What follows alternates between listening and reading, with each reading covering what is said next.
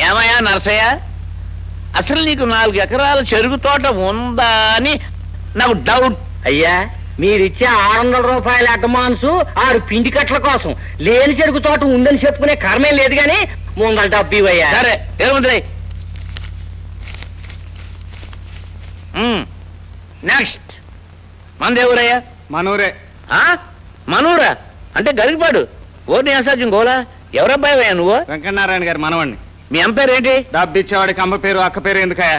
నోరు మూసుకుని డబ్బు. అలాగే చెరుకు తోట పక్కన మిరపతోట ఏమన్నా వేసావా? చెరుపెట్లు లాలిపోతున్నావు.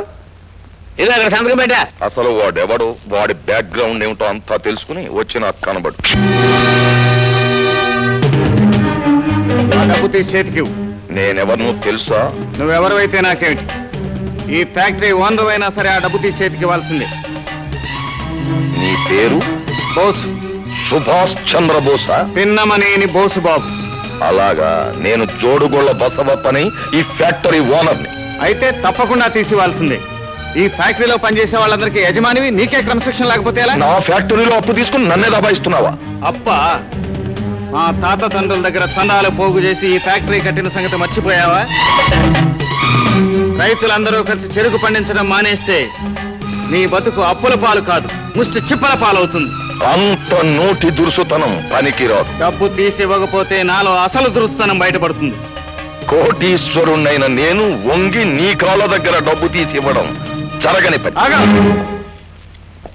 నీ దగ్గర కోట్ల నోట్లు ఉన్నా, నీ ఒంటి మీద ఈ కోట్లు ఉన్నా, తప్పు చేశాక తల వంచక తప్పదు.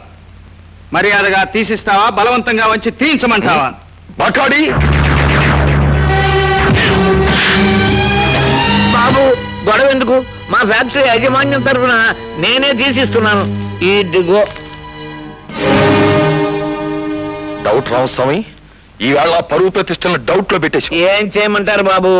అతగాడి పరిస్థితి చూస్తుంటే తమ తల వంచి డబ్బు తీయించేస్తాడేమోనన్న డౌట్ తో. నార్మల్ ఎవడు వాడు? మన మార్కెట్ మోయించింది కూడా వాడేనండి.